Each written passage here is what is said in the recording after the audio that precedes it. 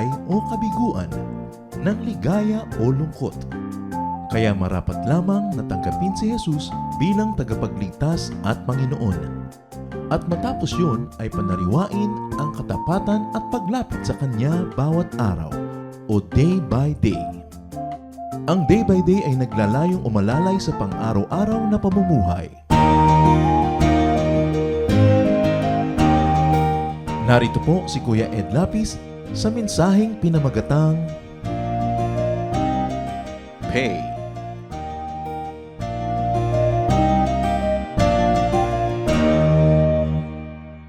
Napakasarap makipagmahalan sa Panginoon at sa mga anak ng Diyos. At sa atin pong pakikipagkapwa, sa pakikipagmabutihan, mayroong isang hindi dapat malimutan. Yan na rin ang title ng ating pag-aaral ngayon, Pay. Magbayad, magsukli, kailangang magbalik ng kabutihan sa ating mga tinatanggapan. Salamat Panginoon dahil unang-una na kayo ang nagbibigay sa amin ng mabuting bagay.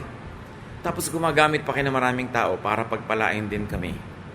Turuan nyo kami na maunawa yung cycle of love, the cycle of giving, the cycle of blessing, the cycle of prosperity. Na may dalawang direksyon ito, to give and to take. Nawa Panginoon, maunawa namin, maipamuhay yung banal na responsibilidad ng mga anak mo na matutong magbayad ng dapat bayaran. Lead us, teach us, forgive us our sins, O God. Nawawalang maging sagabal para maunawa namin na iyong salita. Pagpalain niyo po kami, biyayaan niyo kami ng karunungan, alertness, renew the strength of our bodies. Teach us to focus on you alone. Lead us, heal us, teach us. In the name of Jesus, your Son, our Lord and Savior, we pray. Amen. Pay. Sabihin nyo nga sa katabi nyo with feelings, pay. Yan, pay. Pay all payables. Ang mga anak ng Diyos dapat seryoso sa ganyang mga bagay. Let no debt remain outstanding. Hanggat maaari, dapat walang utang na hindi bayad. Romans 13:8, owe no one anything except to love one another. At sinabi yan sa New International Version, let no debt remain outstanding except the continuing debt to love one another. For whoever loves others has fulfilled the law. Kailangan daw ang panatilihin nyo lang utang na laging inuutang-utang para bayad-bayaran, utang-utangin uli para bayad-bayarin uli, pagmamahalan. Para tuloy ang relasyon, hindi napuputol. Hindi ka nagbabayad ng todo at matatapos ang relasyon nyo. Uutang ka uli, magbabayad ka uli, continuing relationship. Pero sabi, yun lang ang dapat na utang na nananatili sa buhay. Na kinikilala mong may utang ka na pag-ibig na lagi kang nagbabayad-bayad. Dapat ang lahat ng iba, binabayaran na. Pay all payables. Give to anyone whatever rightfully belongs to him or to her. Kasama sa 10 Commandments, you shall not covet. Huwag ka dapat magnanasa sa hindi naman iyo. Kaya dapat pag hindi sa iyo, pag hinira mo, isoli mo, pag inutang mo, bayaran mo. Matthew 22:21, give to Caesar what belongs to Caesar, and to God what belongs to God. Ang totoo niyan, pwedeng sabihin ni Lord na give to God everything. Because the earth is the Lord's and everything in it. Pero gano'n na lang ang paggalang maging ng Diyos at maging ni Jesus na anak ng Diyos sa kahit tao lang na kinreate na yung kanya. Yung ipinaubaya sa kanya at pinahiram sa kanya ng Diyos ay sa kanya at least habang siya nabubuhay. Kaya hindi kinukuha ng Diyos ang lahat-lahat para sa kanya lang. Pati si Caesar or sino man nakatumbas niyan sa ating buhay ay dapat bayaran o bigyan ng nararapat na ibigay sa kanya. Now, who do we pay? Unang-una, pay God. You tithe. You make offerings. You give first fruits. You give sacrificially. Psalm 24:1, the earth and everything on it belong to the Lord. The world and its people belong to Him. Yung suot nating damit, yung laman ng ating pitaka at bag, yung laman ng ating mga bank accounts, yung bahay na ginagamit natin, yung kotse, yung payong, yung lumang tsinelas, lahat ay pag-aari ng Diyos. Maging ang mga tao na nagpapakulay sa ating buhay, magulang, kapatid, asawa, partner, friend, employer, employee, lahat yan, Diyos ang lumikha. Wala tayong pag-aari. Pero ang dami-dami nating benepisyo mula sa mga tao, mula sa mga bagay-bagay. So, dapat marunong tayong magbayad-bayad doon sa tunay na may-ari. So, you pay rent, you pay royalties, you pay interest, you pay taxes, first of all, to God. Nakikitara ka lang sa planeta. Nakikigamit ka ng lugar. Nakikiinom ka ng tubig na nilikha niya. Nakikibilang-bilang ka ng pera na sa kanya nang galing. Nakikihiga-higa ka sa kama na siyang may bigay. Malakay 3:10, bring the full tithe into the storehouse, so that there may be food in my house. And thus put me to the test, says the Lord of hosts. See if I will not open the windows of heaven for you, and pour down for you an overflowing blessing. Napakalinaw ng purpose ng utos ng Malakay 3:10. Hindi naman Diyos yung kakain kasi hindi niya kailangan kumain. Pero sabi niya, that there may be food in my house. So the storehouse here is considered the house of prayer, the temple, the church. That there may be food in that house. There may be supplies. There may be ample, enough, and abundant tools for production, for activity. And there will be enough support for those who are working full-time and are not able to make or generate income another way or elsewhere. Alam naman ng mga tao yun, dinadala nila mga offering, yung mga magagandang hayop, yung mga magagandang parts ng hayop. Hindi naman Diyos ang kumakain nun yung mga priests, yung mga tao sa temple. And the Lord says, so that there may be food in my house. So He wants His people, His workers, very particularly, to be amply provided. Kaya sa mga worship sa Israel, sabi sa Exodus 23:15, no one shall appear before me empty-handed. So pag pumapasok ka pala sa bahay dalanginan o sa presensya ng Diyos, sa worship event, tinitingnan kung may dala ka. And literally, nung araw, dala talaga ng kamay mo yung mga offering, kaya sabi, no one is to appear before me empty-handed. Hindi pwedeng libre. Dapat ang lahat ng tao marunong magsukli, marunong magbayad, open and close quotation. Who else do we pay? Pay parents. Maybe more correctly said, pay back your parents or pay your parents back. 1 Timothy 5:3, take care of any widow who is really in need. So yung mga widow na walang asawang magtataguyod, lalo't wala ng mga anak na magtataguyod sa kanila, inuutos ng mga lingkod ng Diyos na suportahan sila ng kapatiran. Siyempre, hindi kailangang suportahan yung mga may sariling anak na nagsusuporta o sariling asawa. Pero kung sakaling wala na, hindi pa rin sila dapat pabayaan, meron pa rin ibang dapat mag-support. So people who are already old, especially when they can no longer generate their own incomes, must be supported by a person who is close to them or by society itself. Kaya, sa ating bansa at sa maraming mga sibilisadong bansa, meron tayong binibigyan na privileges sa mga senior persons. Pagsusukli sa kontribusyon nila sa lipunan, sa pagpapalaki nila ng mga anak, sa pagtataguyod nila ng ekonomiya, at sa pagbabayad nila ng mga buwis noong kanilang panahon na sila'y nakakapagbayad pa. At dahil sa IVAT, at mga VAT at kung ano-ano pa, kahit hindi ka na nagtatrabaho, yung may binibili ka, may tax ka. So you give back to the seniors. At syempre, hindi lang naman dahil senior sila, kaya dapat maiksi ang pila o mabilis ang serbisyo, kundi kasi mahihina na ang katawan. Nahihilo na, may mga diabetes na yan. Pag nagutom, kailangan kumain agad. So, hindi pwedeng mahabang ang pila at matagal. Dapat inuuna talaga. Tinuturo yan ng salita ng Diyos. Maging ang Panginoong Jesus, nakapako sa krus, inaapoy ng lagnat, dislocated ang mga joints, nagdurugo ang buong katawan. Anong inaayos niya bago siya nalagutan ng hininga? Yung pag-aalaga sa kanyang ina na si Maria. Nandun si John, yung kanyang mahal na mahal at paboritong disciple na may kaya sa buhay. At nandun din yung kanyang ina na si Maria. John 19:26-29. When Jesus saw his mother and his favorite disciple with her, he said to his mother, "This man is now your son." Then he said to the disciple, "She is now your mother." From then on, that disciple took her into his own home. Dahil si Jesus ay panganay na anak, at dahil mamamatay na siya, at dahil balo na ang kanyang ina at wala na ang maasahan, at marahil yung mga anak niya noon ay hindi pa niya kaisa sa pananalig, kaya hindi pa pwedeng asahan, anong ginawa ni Jesus? Ibinilin sa kanyang matalik na kaibigan na si John, yung ina. At sabi niya, mula ngayon, kayo na ang mag-ina. John, you take my place, being her son. At sabi naman niya sa kanyang ina, mula ngayon, ituring niyo na si John na anak niyo, kapalit ko. Inayos. Hirap na nga siya, ang inaatupag pa niya, pag-aayos na sa inang iiwan. Caring for old parents is divine duty and privilege.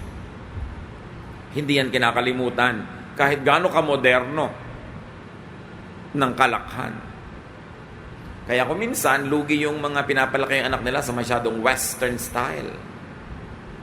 Minsan, naglalakihang malalaki loob, walang utang na loob. Ayun, wala tuloy pagtingin sa magulang, pagtanda ng magulang. Who else do we pay? We pay our spiritual teachers. 1 Corinthians 9:9-12. For it is written in the law of Moses, "You shall not muzzle an ox while it is treading out the grain." Is it for oxen that God is concerned? Or does he not speak entirely for our sake? It was indeed written for our sake. For whoever plows should plow in hope, and whoever threshes should thresh in hope of a share in the crop. If we have sown spiritual good among you, is it too much if we reap your material benefits? If others share this rightful claim on you, do not we steal more? Si Paul ay napakalinaw dito. Sinasabi niya sa kanyang mga tinuruan, mga alagad, may batas nung araw sa Old Testament na pagka ang hayop ay nagigiik ng mga trigo, alam nyo, sa iba't ibang kultura, iba't iba ang paraan ng pagtatanggal nila ng mga grain dun sa katawan ng halaman. Sa Israel, pinapatapak-tapakan nila sa paikot-ikot na mga donkeys, mga oxen, mga hayop. Sabi si Moses nga nun, pinagbawalan na talian ninyo at busalan ng bibig ng mga hayop pag naggigiik sila. Kasi siyempre, yung hayop, yuyuko, kakain ng mga grain, magigiik na naman siya, kakain na naman siya. Yun ay hitam niya, hindi dapat pagbawalan. Kasama yun sa production, nahihirapan siya. Tapos hindi nyo papakainin. Tapos sabi ni Paul, sa palagay niya naman kaya, para lang sa hayop ginawa yung batas. Then Paul appropriates and reinterprets Old Testament. And sabi niya, alam niyo ang totoo niyan para sa benefit ng mga teachers, spiritual teachers yan. Na hindi niyo dapat pagkakaitan sila ng anumang biyayang tinatanggap niyo sa buhay. Dahil kung kayo ay pinapakain nila ng pagkain spiritual, sobra ba naman kung pakain niyo naman sila ng mga material na bagay? Yun ang sinasabi ni Pablo. Sabi niya, ang totoo, ang mas mabigat na application niyan ay para sa inyong mga spiritual teachers. And then Galatians 6:6 goes on, those who are taught the word must share in all good things with their teacher. So ang lahat ng tinuturuan ng salita ng Diyos ay marapat daw na magbigay ng share sa kanilang mga spiritual teachers. Especially, hindi lang materially, pay respect. Romans 13:7, give to everyone what you owe him. If respect, then respect. If honor, then honor. Kung minsan ang mga teacher natin ay hindi naman laging very personally honorable, but for the sake of the ministry they do, we are extra careful to be extra respectful. Kung may dala-dala siyang babasagin, inaalalayan mo siya at hindi mo pinapatid, sometimes hindi lang dahil sa kanya, kundi dahil dun sa dala-dala niya. At ganon ang sinasabing pagtatangi sa mga spiritual teachers. Who else do we pay? You pay your landlords.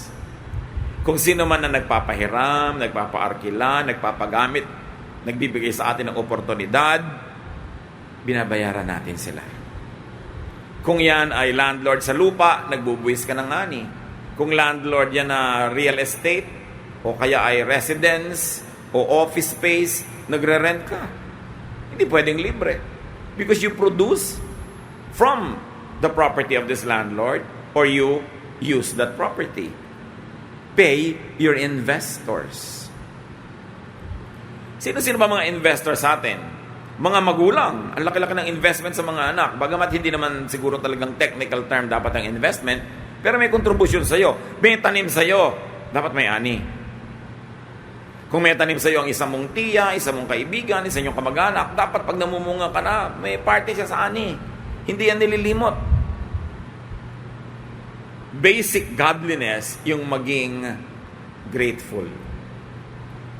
Sa Matthew 25, 22-23, pinakita ng Panginoon ang kanyang disappointment with ungrateful people. Ungrateful in the sense that they don't bring back what they should be bringing back. Then one who had received 5 talents came forward, bringing 5 more talents, saying, Master, you handed over to me 5 talents. See, I have made 5 more talents. His master said to him, Well done, good and trustworthy slave. You have been trustworthy in a few things. I will put you in charge of many things. Enter into the joy of your master. And the one with 2 talents also came forward, saying, Master, you handed over to me 2 talents. See, I have made 2 more talents. His master said to him, Well done, good and trustworthy slave. You have been trustworthy in a few things. I will put you in charge of many things. And enter into the joy of your master.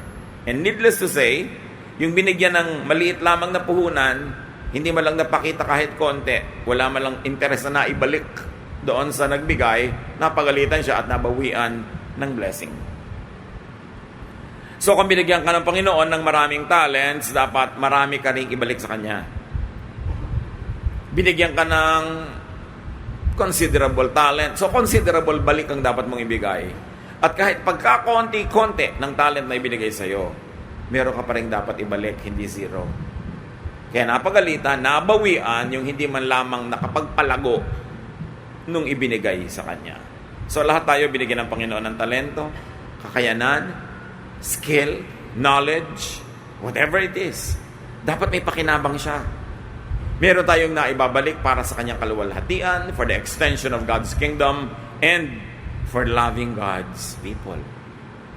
Marami tayong dapat binabayaran na araw-araw. At hindi dapat natin yung tinitingnan na parang pabigat, pahirap. Dapat lang, normal lang, kasi Diyos na ang una nagbigay, magsusukli na lang tayo. At ang maganda ron, habang nagbibigay ka pabalik sa Diyos, binibigyan ka naman ng bagong puhunan. Parang nagbayad ka kasi sa bangko ng utang mo, pwede ka na namang umutang uli. At dahil nagbabayad ka tama sa oras, ang dali-dali mong makautang uli. Madali ang blessing. Akala nung ibang hindi nagbabayad, panalo sila. No. Pag di ka nagbayad ng kusa, sisingilin ka ng langit sa ibang paraan. Na kung minsan, hindi mo maikonekta sa tunay mong utang, pero na sisingil ka pa rin. You pay lessors. Mga nagpapahiram, dapat binabayaran. Merong mga titira sa mga apartment tapos 5 buwan hindi magbabayad. Pagdating na may-ari, wala na pala. Malis na. 5 buwan pa iniwan na utang. May iniwan pang utang sa tubig at sa kuryente. Sa palagay nyo, kahit saang lupalok at sulok at lungga ng mundo kayo magtago, hindi kayo makikita ng Diyos? At di man kayo masingil nung original yung pinagkautangan, di kaya tayo sisingilin ng langit? You know, God is the greatest accountant. Debit, credit, balance dapat. Pagka may utang ka, sisingilin ka. Kaya iba hindi makaahon-ahon sa utang kasi ang hilig mag 1, 2, 3. Hindi makaahon-ahon sa buhay. Akala nila nakakalusot sila. Akala nila may benepisyo. Nalilimutang may Diyos na naniningil. Diyos na kung mapasobra ka ng bayad ay hindi rin naman niya papabaya ang sobra. Ibabalik din sa'yo. May interest pa. Because God is no man's debtor. Hindi pinapayagan ng Diyos na may utang siya sa tao. Siya lagi ang mas magbibigay ng sobra. pero marunong din siyang maningil. Romans 13:7, give to everyone what you owe them. If revenue, then revenue. Kailangan marunong ka magbayad. May mga baligtad naman. Halimbawa, meron silang paupahang lugar. Ang tumal-tumal nung inarkila mo siya. Dinevelop mo, nagkaroon ka ng strong business. Maganda. Ang susunod, ang gagawin nitong lessor na ito, hindi ka na i-renew. Papaalisin ka na para siya na magtatayo ng negosyo niya. Sa palagay kaya niya, hindi siya masisingil ng Diyos. Because you also have to give to the lessee what you owe the lessee. Kung siya ang nag-develop noon, dapat siyang makinabang ng itinanim niyang development, hindi iba. Kaya tuwing may humihingi po ng payo sa inyong lingkod, gusto ko po magtayo ng negosyo, ang ganda ng idea, ang ganda ng produkto, ang ganda ng service, sabi ko, saan mo gagawin? Aarkila po ako ng isang lugar, sa isang potential na magandang lugar. Sabi ko, pagka napaunlad mo yung negosyo niyan, hindi ka na i-renew ng may-ari, siya na magtatayo. So, tiyakin mo na bago ka magsimula at mag-invest, ang tagal ng contract mo, mga 10, 15 years. And then, meron ka pang first option para ikaw magpatuloy kung gusto mo pa. Kasi kung 3 years, 5 years lang yan, na-develop mo na, tapos papalisin ka niya. Dapat gamitin mo rin utak mo. Kasi maraming hindi maka-Diyos. Who else do we pay? We pay lenders. Napakabanal na transaction ang pag-utang. Bakit banal? Uutang ka sa isang tao, lalo't wala namang collateral, lalo't walang ibinibigay kang patunay na magbabayad ka. Di ba banal yon? Nangangailangan ka, nagigipit ka, may sakit ka o ang mga mahal mo sa buhay, meron kang dapat bayaran, meron kang dapat gawing investment, may nagtiwalang magpahiram sa'yo na ipagamot mo ang iyong sakit o ang iyong mahal sa buhay. Nakapagbayad ka ng piyansa, hindi ka nakulong. Nakapagbayad ka ng settlement money, hindi ka na demanda. Nakapag-abroad ka dahil may nagpahiram sa'yo. Isipin mo hindi naman mangyayari yun kung wala nagtiwala sa'yo. Napakabanal na transaction. Dapat, hindi mo sinasalaula. Dapat ka magbayad.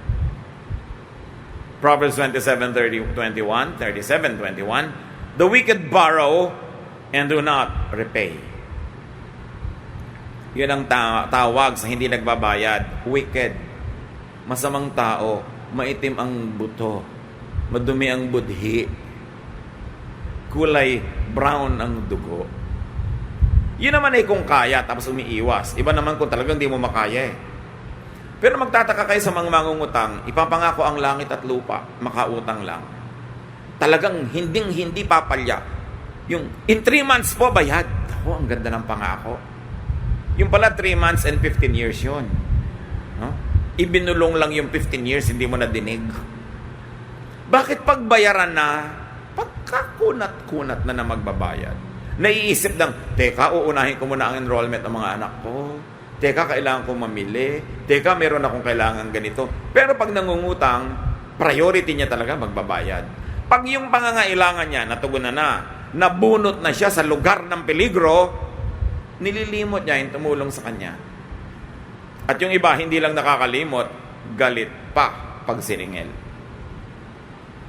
Lalo't yung naniningil may kaya. Sabi, nakita mo lang nangangailangan ako, ikaw ang yaman-yaman mo, naniningil ka pa. Saan mo kinuha yung pangangatwiran na yun? Wala kang pakialam. Buti nga mayaman siya, napautang kanya noon. Bakit ngayon gagawin mo against the person na mayaman siya? Kailangan bayaran mo siya para yung yaman niya, maipautang pa rin niya sa iba. Alam niyo, tuwing meron tayong dinadala, tuwing meron tayong sinusuba, pinapasama natin ang mundo. Bakit? Kasi yung dating mabait, hindi na magiging mabait, nadadala. Yung dating tumutulong, hindi natutulong dahil wala na siyang maipangtulong o nasaktan na siya. So, binawasan mo ang mga mababait na tao sa mundo dahil dinala mo. Di ba napasama mo ang mundo nun? Napadilim mo pa ng konti sa dating madilim na nga. Pero kung ikaw ay responsable, nagbabayad ka, dinadagdagan mo ang ganda ng mundo dahil may nagsasabi, uy, may mga napagkakatiwalaan pa pala, may tumutupad pa pala sa pangako. Therefore, pag may lumapit sa kanya, mas malaki ang puwang na siya ay magbibigay at magtitiwala rin.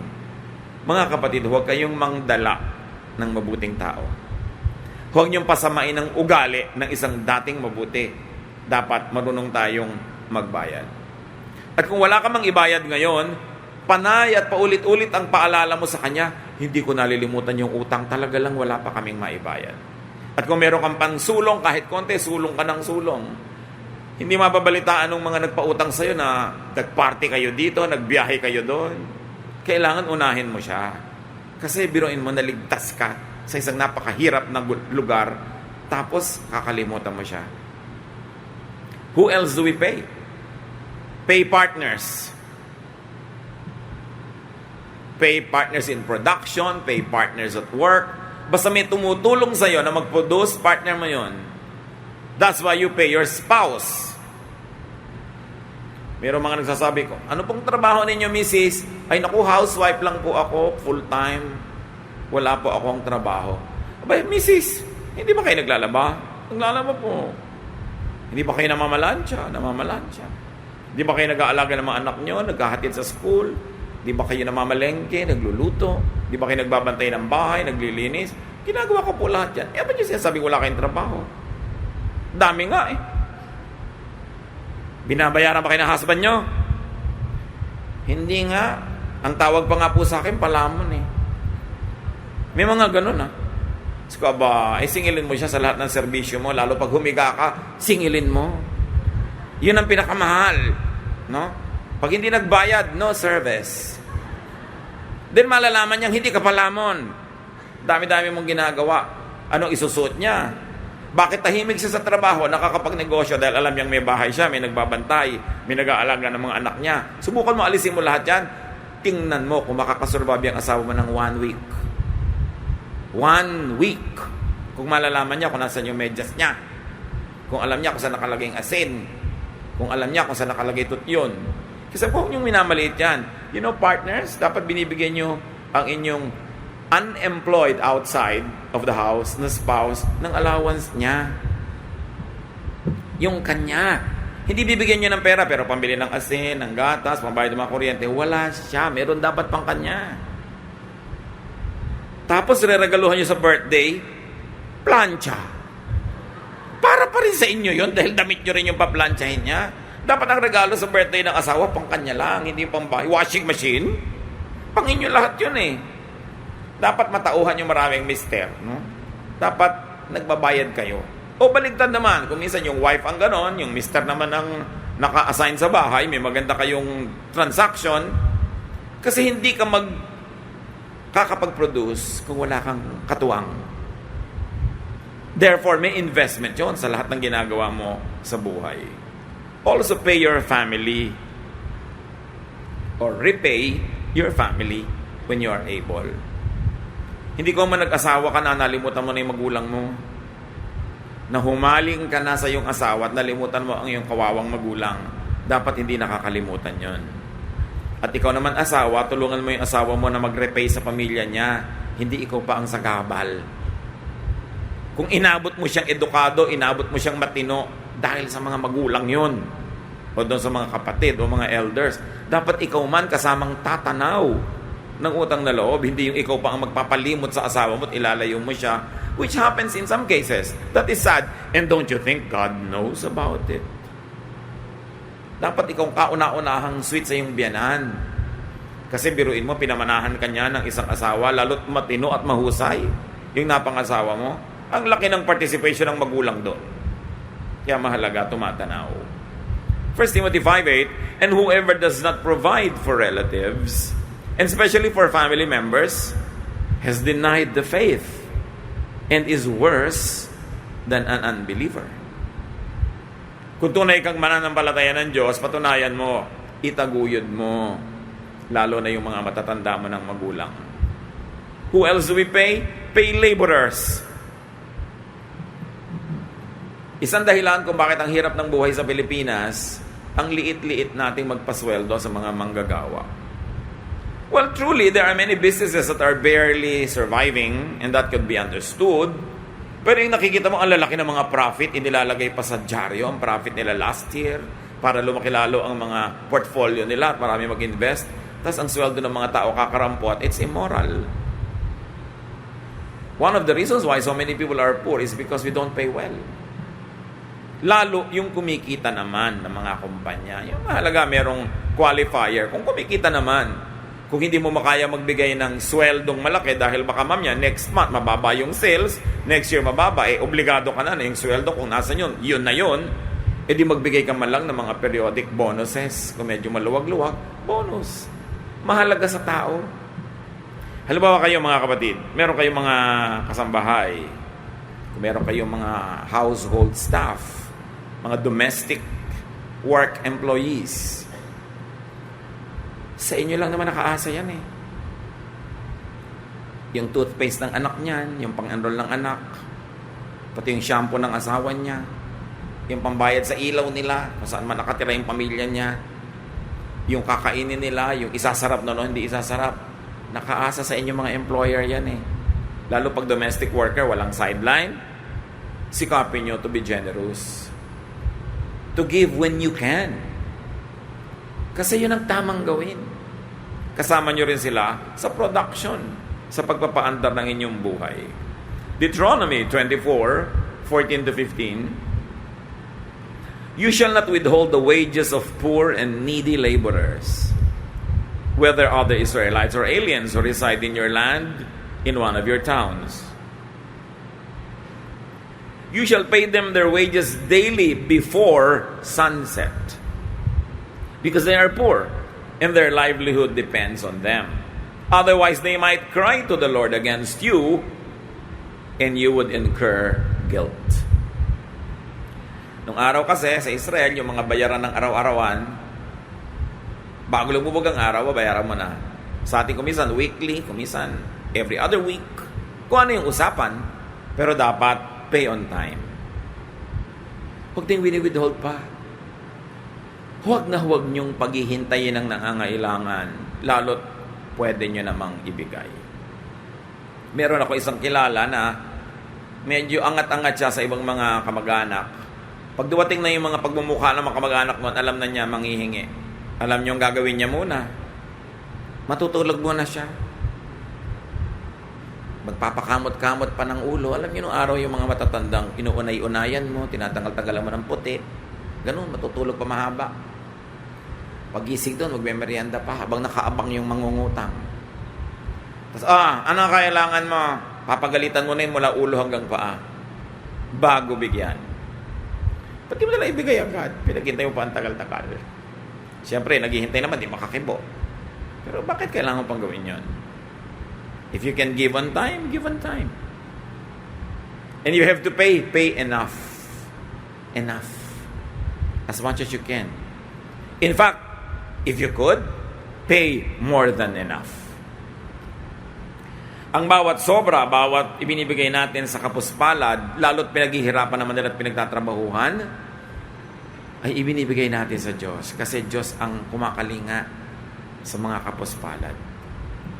Huwag panghinayangan ng pagbibigay sa mga nangangailangan. Then, obviously, pay taxes. Romans 13:7, give to everyone what you owe them. If you owe taxes, pay taxes. And pay for your purchases. Pag bumibili ka, bayaran mo. Lalo ngayon, uso yung credit card. Swipe ng swipe, tapos pagbayaran na, wala na. Maraming hindi nagkakapagbayad. Mamaya may nag-aabang na doon sa gate mo na nakamotorsiklo. Alam nyo yun, yung naka-jacket. Mga maniningil. Kasi pag hindi ka nagbabayad, mamaya meron tao na doon sa gate mo, nakaabang na doon.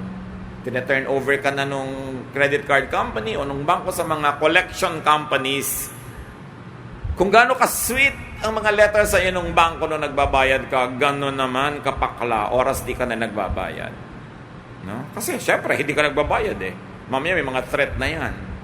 May mga lambat-lambat na ihahagi sa iyo yung mga maniningil pagka nakita ka. So pay for your purchases. Si David, hari, namili ng i-offer niya sa Diyos. Ayaw na siyang pagbayarin nung binibilhan niya ng hayop. 1 Chronicles 21, 22-24. David said to him, "Let me have the site of your threshing floor so I can build an altar to the Lord. So, gusto naman niya magtayo ng dambana. That the plague on the people may be stopped. Sell it to me at the full price. Biro niyo si David, namimili, hari, pwedeng may privilege. Sabi niya, ibenta mo sa akin sa buong buo na presyo. Kabaligtaran yung iba, di ba? Sabi, mayroon bang discount? Siya, hindi. Taasan mo pa. At full price. Araunah said to David, take it. Let my lord the king do whatever pleases him. Look, I will give the oxen for the burnt offerings, the threshing sledges for the wood, and the wheat for the grain offering. I will give all this. So hindi lang ibibigay nung may lupa yung kanyang lugar para pagtayuan ng bantayog ng dambana. Sabi niya, sa offering na gagawin niyo sa Diyos, bibigyan ko pa kayo ng hayop na kakatayin. Ako pa magbibigay sa inyo ng mga panggatong na kahoy at pati yung mga trigo na iaalay, ibibigay ko rin. Verse 24. But King David replied to Araunah, no, I insist on paying the full price. I will not take for the Lord what is yours, or sacrifice a burnt offering that costs me nothing. Isipin nyo, kaya kahit si David nagkakasala, nadadapa, maraming mga error sa buhay, tinatawag pa rin siyang a man after God's own heart. Sabi niya, no. Hindi ako mag-o-offer sa Diyos ng libre. Hindi ako mag-o-offer sa Diyos ng isang bagay na nahingi ko lang, ng mga konti lang binayad ko. Magbabayad ako ng buo. So, yun ang maka-Diyos sa pagbibigay lalo na. Lalo't sa Diyos mo ibibigay, hindi na tinutuos-tuos mo pa, gusto pang malamangan yung Diyos sa pagkukwenta. So niya, I will not offer to God anything that costs me nothing. So kung singer ka, huwag kang kakanta ng walang practice. It costs you nothing. Magtatrabaho ka, magtuturo ka, wala kang training, wala kang pagsasanay, wala kang paghahanda, it costs you nothing. Whatever I will offer to the Lord must cost me something. And Jesus taught us that when He offered Himself and His life to God the Father for our sake, it cost Him everything. Ano ang kailangan paliwanag dyan para magkaroon tayo ng lakas ng loob na minos-minosya na lang ang Diyos, daya-dayain, at ganun-ganun na lang, palusot-palusutan. Pay. And finally, for now, pay utang na loob. Luke 17, 12 to 17, another disappointment for Jesus. As He was going into a village, 10 men with leprosy came toward Him. They stood at a distance and shouted, Jesus, Master, have pity on us. Jesus looked at them and said, go, show yourself to the priests. On their way, they were healed. When one of them discovered that he was healed, he came back shouting praises to God. He bowed down at the feet of Jesus and thanked Him. The man was from the country of Samaria. Jesus asked, weren't 10 men healed? Where are the other 9? 10 lalaking may ketong kinahabagan ni Jesus. Humingi sila ng awa kay Jesus. Pinagaling. Sabi niya, hindi pa galing, sinabihan na ni Lord, sige, ipakita nyo na yung sarili nyo sa mga priests. Kasi yung mga priests ang nagbibigay sa'yo ng certification kung galing ka na para makabalik ka sa lipunan. So, takbuhan na sila patungo sa priest. On the way, nalaman nilang may mga nangyari ng himala, galing na sila. Yung isa, bumalik kay Jesus para magpapuri sa Diyos at magpasalamat. Yung siyam, nakalimot na. Sabi ni Lord, parang natatandaan ko 10 ang pinagaling ko. Nasa na yung siyam? Mga kapatid, kung maghahanap ang Diyos nung siyam, nawa, hindi tayo kabilang sa siyam. Tayo yung bumalik na nagpuri sa Diyos, nagpasalamat, tumanaw ng utang na loob. Tanong ng marami, hanggang kailan, hanggang saan magbabayad ng utang na loob? Para ulit-ulit ko naman sinasabi, as long as the paying does not undo the upliftment by the original debt, As long as it does not make you worse off than before you were helped. As long as paying does not damage your godliness, your dignity and productivity, keep paying. Hanggang kailan magbabayad ng utang na loob? Habang hindi ka napapahamak sa pagbabayad ng utang na loob, habang hindi mas mababa ang nararating mong kalagayan kesa nung tinulungan ka, habang hindi ka nalalayo sa Diyos o nasisira ang iyong pagkatao, patuloy kang magbayad. Ngayon, kung may utang na loob ka sa isang lalaki tapos gusto kang rapen, bayad, huwag tumakbo ka na. Kasi mas napahamak ka pa kaysa nung tinulungan ka niya, mas lumala ka pa ngayong nung nagbabayad ka na, dapat hindi ka na lang tinulungan.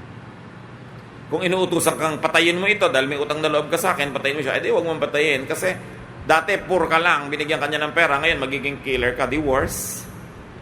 Pero kung yung pagbabayad hindi sumisira sa iyong dignity, sa iyong testimony, sa iyong godliness, mano ba namang magbayad ka habang kaya mo? Kahit habang buhay, basta may binabayad ka naman. Pag minsan kang naitawid ng tulong ng tao, sa oras ng gipit, sa oras ng gutom, sa oras ng panganib, from point A, nakarating ka sa point B dahil yung gitna nun may tumulong sa'yo, tanawin mo yun habang buhay.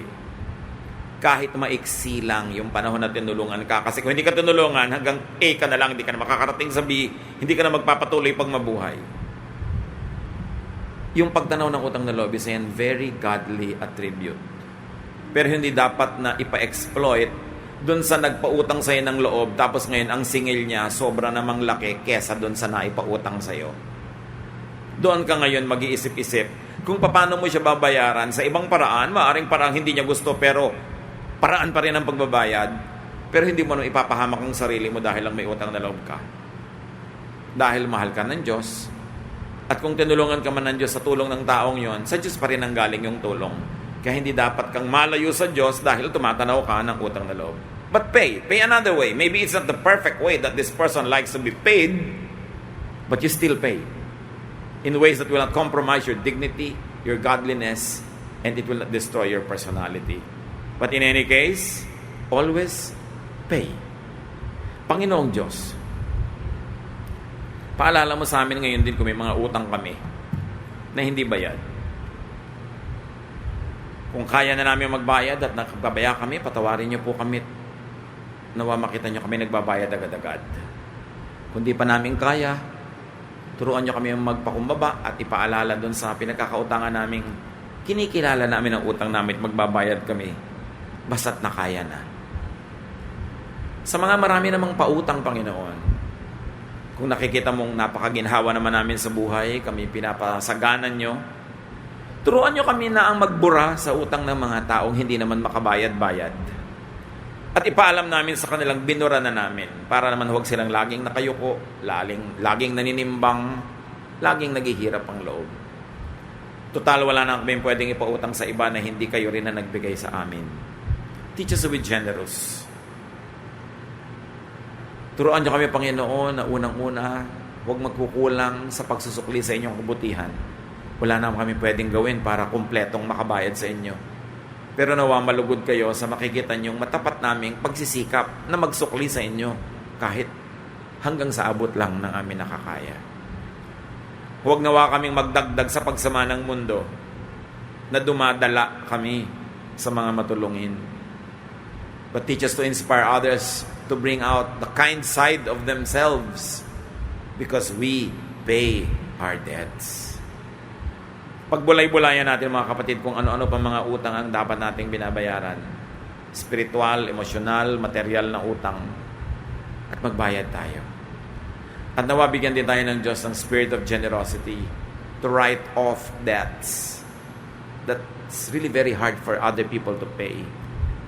Let's be generous as God is generous with us. Panginoon, sa ilang saglit, kausapin mo kaming lahat. Bigyan nyo kami ng mga personal na application sa mga napakahalagang katuruan na ito.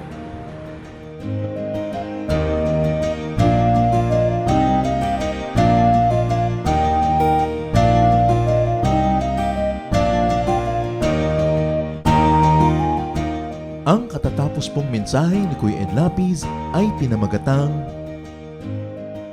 Pay.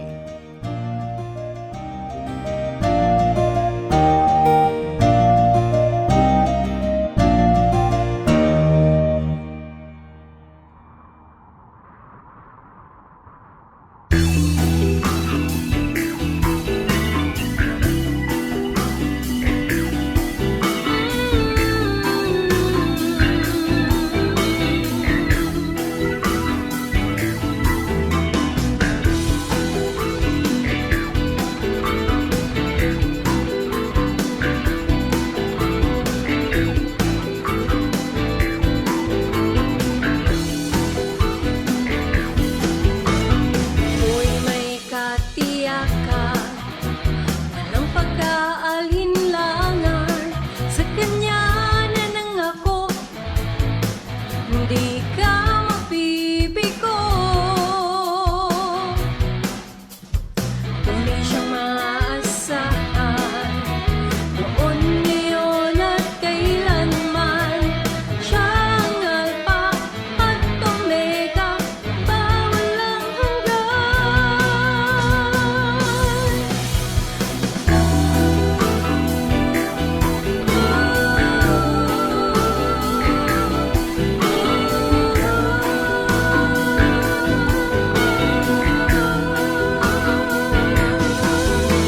Ako'y may katiyakan, walang pagkaalinlangan, sa Kanya na nangako, di ka mabibigo.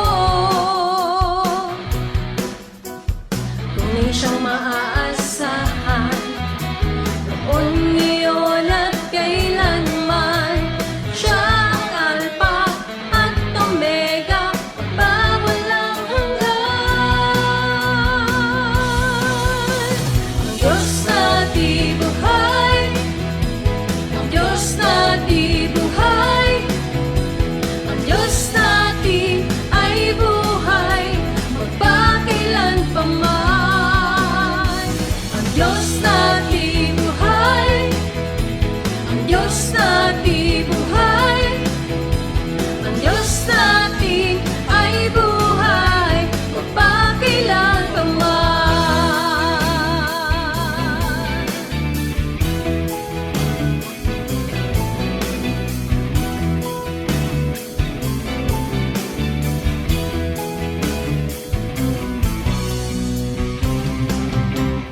Puso'y may kapayapaan, sa gitna man ng kapighatian, pagkat siya ang kasama, ako'y di mangangamba.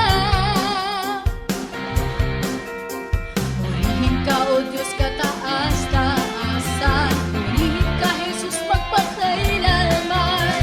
Siya ang Alpha at Omega, makapangyarihan. Ang Diyos na di buhay, ang Diyos na di buhay, ang Diyos natin ay buhay, magpakailan pa man. Ang Diyos na di buhay, ang Diyos na di buhay, ang Diyos natin ay buhay, magpakailan pa man. Ang Diyos natin ay buhay.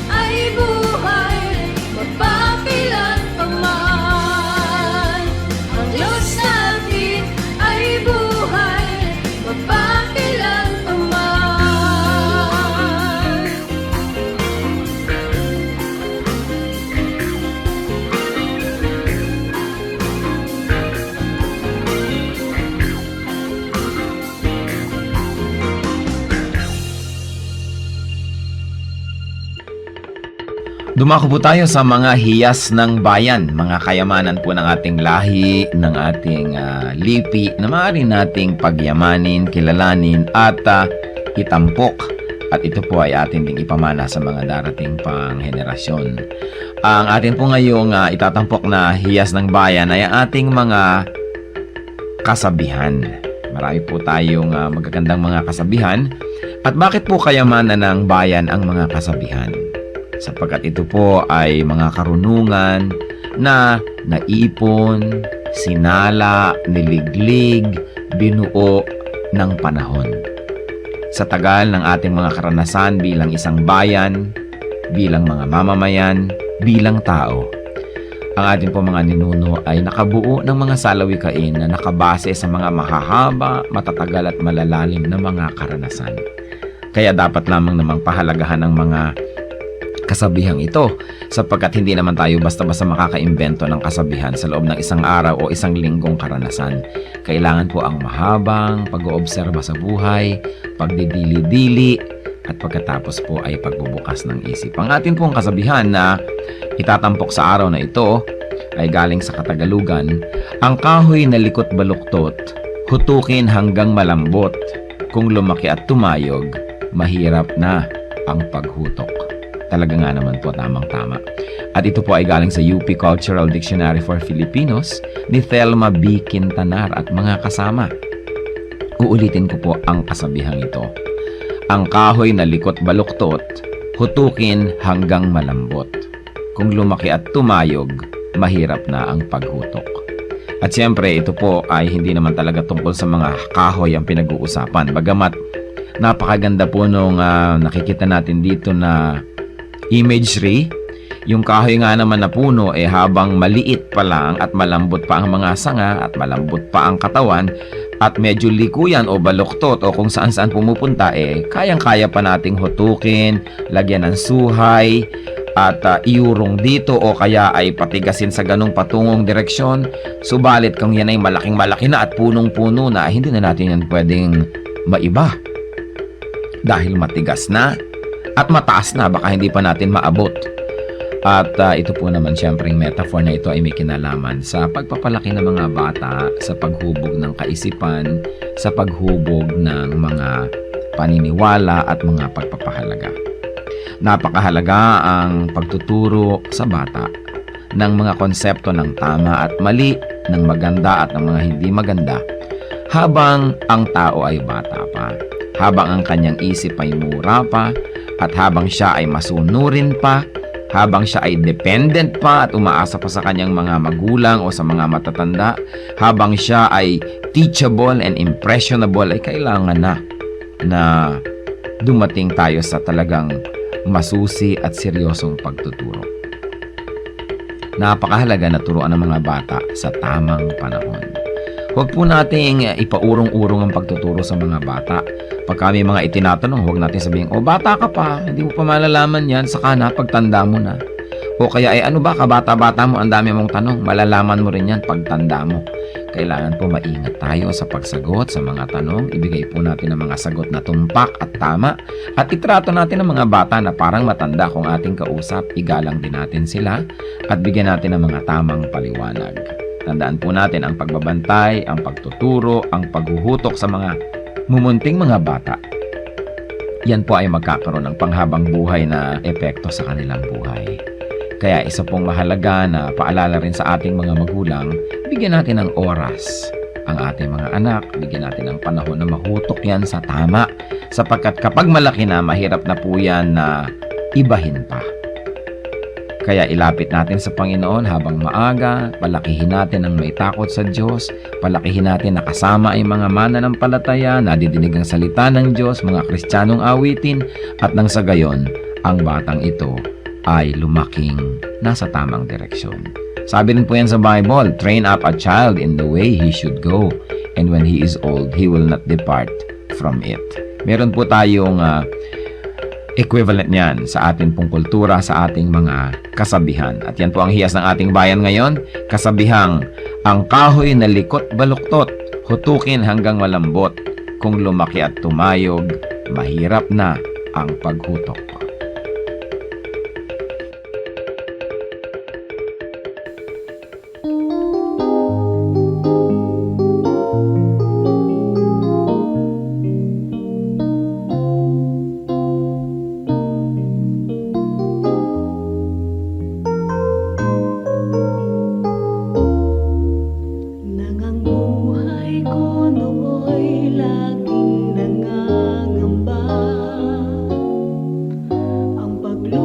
ay di ko kaya at walang patutuhan.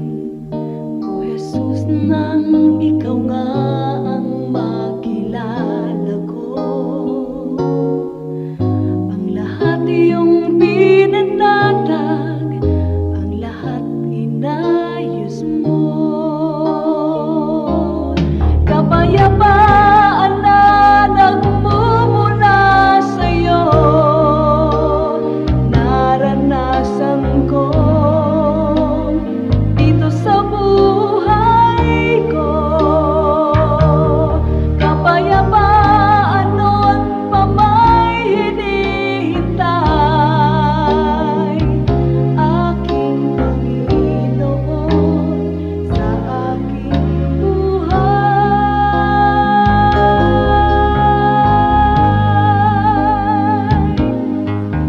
Sakit naman ng unos, ang takot ay ganap. Sa pagtawag kay Jesus, papayapa ang lahat.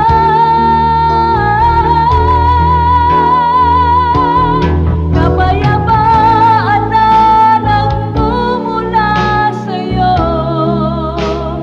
naranasan ko dito sa buhay ko. Kapayapaan na aking hinihintay, aking Panginoon, sa aking buhay,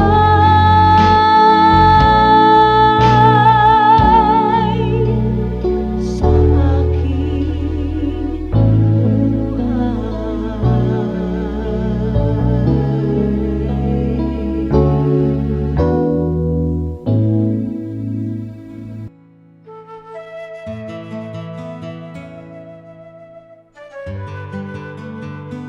Bakit tayo tumatawad kapag may binibili?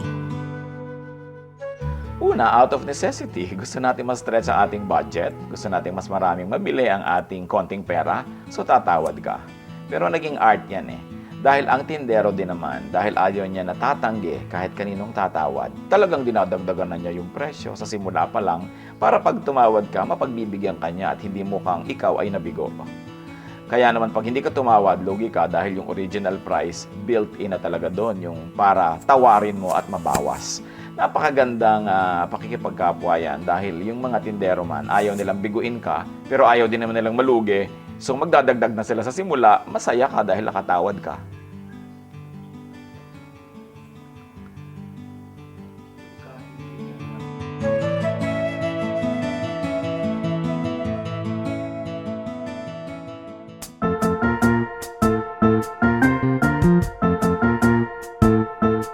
Oras na po para pansamantalang magpaalam ang programang Day by Day. Tayo po'y magsama-sama tuwing ika-6 hanggang ika-7 ng umaga, araw-araw. Magandang umaga po at mabuhay ang Panginoong Hesus!